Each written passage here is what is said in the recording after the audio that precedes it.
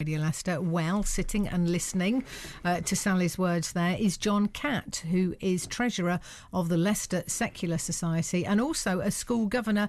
I suspect, John, you're going to take a somewhat different view to the one that Sally has put forward.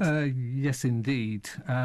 First of all, let's make it absolutely clear we're not objecting to assemblies. Whole school assemblies are essential to all schools.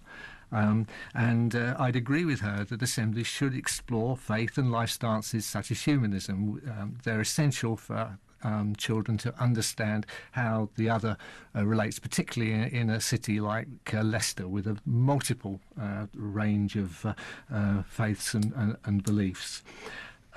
Looking at it in more detail, the real question is the law is not being obeyed at the moment. Most schools are not carrying out the daily collective worship of a Christian nature that's actually required in the 1994 Education Act. And so really it should either be enforced or abolished. I would maintain it would be best to be abolished because trying to enforce it would bring about, I believe, multiple problems.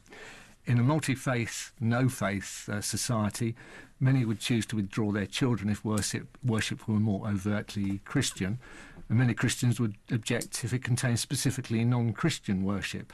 Schools want to build plural, inclusive communities, not communities where religion is a cause of division. Then, of course, whilst parents have a human right to choose the kind of education that shall be given to their children as they grow older, the children have the right to think and believe what they want and to practice their religion. So a 10-year-old who is old enough to have informed his or her own views on the matter should be able to withdraw themselves, regardless of their parents' wishes, from an act of worship.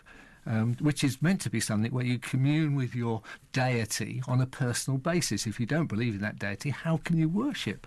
So the assemblies that Sally was talking about, the ones where it's okay, try hard and, inspire the kids to pass exams, all in favour of those? Well, no, I'm in favour of assemblies which make children think. And if you actually look at the requirement set down by Ofsted and the government, there's the objective of promoting spiritual, moral, social and cultural development. And that's actually something Ofsted look at and is receiving more emphasis. I would fully support that. And yes, we should be teaching our children to think, question and examine their beliefs. One of my pet hates, if you'll excuse me using the term with the Church of England, is that they're, particularly in faith schools, their aim is to nourish Christians in their faith, encourage those of other faiths and challenge those of no faith. I believe we should challenge children of all faiths and none. So the atheist child or child from an atheist family should be challenged about religious beliefs, and those of religious beliefs should appreciate that other people can have other beliefs. People who realise that there is some doubt in this life and you cannot be certain of everything don't fly planes into buildings, for example. So I think a little bit of sowing the seeds of scepticism in our children would be a very good thing. And then, of course, there are the practical problems. State schools, there are very few staff who actually want to carry out these assemblies for the reasons I've set out before. They regard it as being hypocritical. Compulsory worship is a contradiction in terms, as I've already said, and an insincere act of worship brings religion into disrepute. I can't think of any way of making religion seem too ridiculous to children than to try and force them to worship. And if you look at the US, where worship is not allowed in schools that's led by the state, religion is much stronger than it is here in this country. So speaking as a humanist, I may be doing myself down by suggesting that we abolish compulsory worship. It's probably something that recruits a few atheists.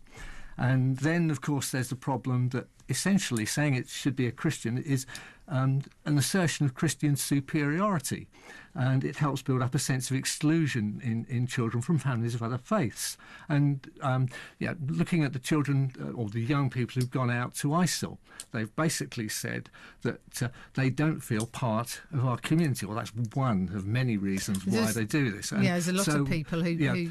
I'd regard excluding children from an assembly or having the ability for them to withdraw because it involves worship is a disaster as a school governor. We want our school communities to be fully inclusive and plural.